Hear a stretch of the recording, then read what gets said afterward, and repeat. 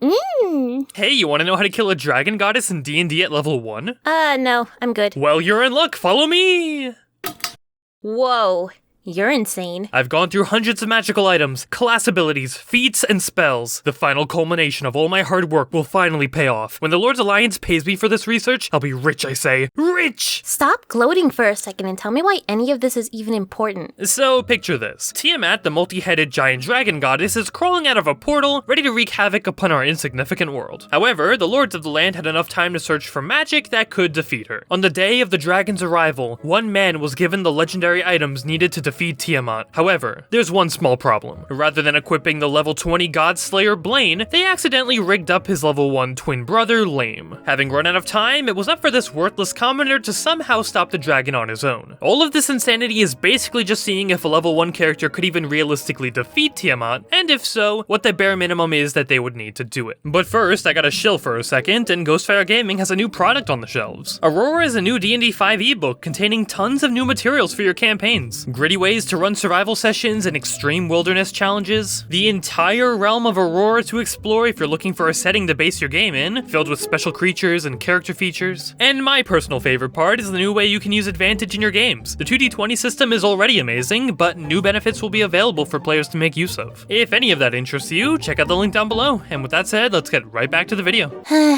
Using the wish spell? Yeah, what do you want from me? It's literally a wish. It can do everything. Sure, odds are your DM would sooner hide your corpse in the woods before letting you cheese their final boss, but it's still possible, so on the list it goes. Solution 1 complete, and this video isn't technically clickbait anymore. Now we can move on to the more interesting methods. You'd think it's obvious, but by abusing a few overpowered magical items, we can basically become invincible. Considering that we're fighting the new, much deadlier Tiamat stat block, you'll need a way to protect yourself from nearly every damage type in the game. A scroll of mind blank can be used to stop your brain from melting as she throws your poor soul through the 9 hells, and the appropriately named Armor of Invulnerability and Mask of the Dragon Queen can make us immune to all the rest of Tiamat's damage. The armor lets us flick a switch on the back to get physical immunities, while the mask can have its poorly worded description abused to give us immunity against all of her breath attacks. There's only one downside, our Achilles heel if it were. Your armor's invulnerability only lasts for 10 minutes, and afterwards she can just crush you with her thumb. So we've accidentally created a super cool time-sensitive battle. Can your level 1 character even deal enough damage at this point to defeat her before 10 minutes pass? I mean, she has 1,074 hit points, including the special ability that gives her Dark Souls boss fight a second, even deadlier phase. So whatever tool of destruction we choose needs to at least deal 11 damage every turn. Any less, and she's surviving to capsize you with a single attack.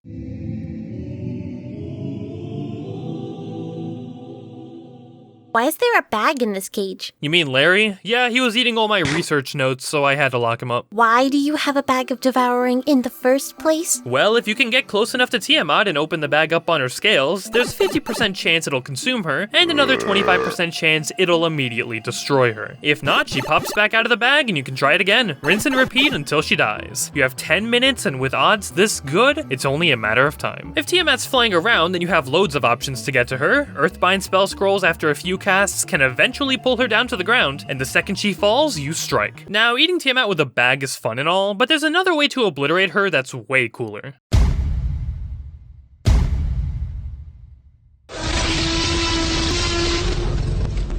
Ah, I see you found Henry the Tarrasque. This world-ending monstrosity lives inside of a piece of paper until you read the words to let it out. Afterwards, you can just sit back and watch the bootleg version of Godzilla vs. King Kong at a comfortable mile away. Here's the thing though, the aspect of Tiamat's stat block may say it's a challenge rating 30, which basically means on average you need 4 level 30 characters to beat her, or summon 1 Tarrasque. But in reality, she's more like a challenge rating 60 with her second form included. No big deal, all we need is a second Tarrasque. After the first one spawns in, summon the other one. Keep in mind though that if she gets out of reach for too long, your monster children will violently tear each other to shreds. Now, both of those methods are great for purely cheesing the boss fight, but what if you wanted to go one-on-one? Weapons to claws against her. Well, I'm proud to say that after an unhealthy amount of number crunching and item researching, I found a way to do it. Some might say that because we have access to hundreds of magical items, finding something overpowered to obliterate her with would be easy, but you'd only be half right. Sure, if we had longer than 10 minutes, anything would be viable, but you'd be surprised how insignificant our damage output is, even with godly magic on our side. Compared to what's expected for this boss fight, we're missing 239 D&D levels worth of experience. Trying to make up for that loss with other non-instant cheese magical items was a bit tricky, but I think I managed. On the shopping list for today's build, we'll need a Hexblade Warlock for their hexes and curses, a Dragon Slayer Greatsword for dicing through her thick scales, some Oil of Sharpness to make that draconic armor cut like melted butter, a bottle of magic glue connecting your gauntlet to your sword just so she can't knock it out of your hands, and a point-buy character sheet optimized for strength, which can give us a +4 modifier at level 1 if we dip into custom lineages and a strength increasing feat. I'm sure I almost lost half of you trying to explain all of that, but trust me when I say that's all we need. With all of these powers combined, on average, your damage will usually be enough to defeat Tiamat all on your own, all while having absolutely no class experience. Realizing Tiamat would probably just ignore you completely and fly away, casting Force Cage with a scroll could just immediately shut her down. No saving throw, just large enough to fit her massive lizard body, and no escape. Make sure you also trap yourself inside though, otherwise you'll have to wait an hour for the spell to end. You know you could have killed 6 Tiamats by now? The big question here though is, if slaying her in this way makes the encounter such a one-sided fight, do you still get experience? We didn't do much besides auto-attack Tiamat a few dozen times. Considering we knew the odds and were never in any real danger, you could compare this fight to the last time we tried farming D&D cats for infinite XP. They're easy to defeat, aren't dangerous at all, and provide XP. This is basically that, but with a dragon goddess. If the scope of our XP farming is this large and we're no longer comparing this to a normal campaign, how should this be ruled? I guess the main difference here is the nuance in where the XP is coming from. On one side, you could assume that on average, the experience gained has nothing to do with the actual plot of the campaign, while on the other side, fighting Tiamat is on average a pretty big deal. So being involved in defeating her by any means should give a hefty reward. So by looking at things that way, if you're the sole reason for her demise, you'll grab yourself 310,000 experience, enough to level up 18 times in a row. From rookie adventurer to godly hero in less than 10 minutes, 2 things are for sure. Whoever owns the most magical items in your D&D campaign controls all the best sources of gaining experience, and experience as a mechanic is incredibly concerning, and the more I push the boundaries of this game, the more I realize why barely anyone uses it anymore. Milestones are just so much nicer. If you have any ideas for other challenge videos, leave them down below. These videos also take a while to make, so if D&D interests you, would hope you subscribe so more stuff like this can pop up on your homepage. Shoutouts to Pack Tactics, a YouTuber who can talk about D&D optimizations for hours on end while keeping it interesting. And D&D Shorts for making really condensed challenge videos like mine for the content-hungry children of TikTok. These two have fallen down the D&D big brain rabbit hole, and I definitely recommend them to anyone who likes watching stuff like that. Thanks for watching, and I'll see you all next time.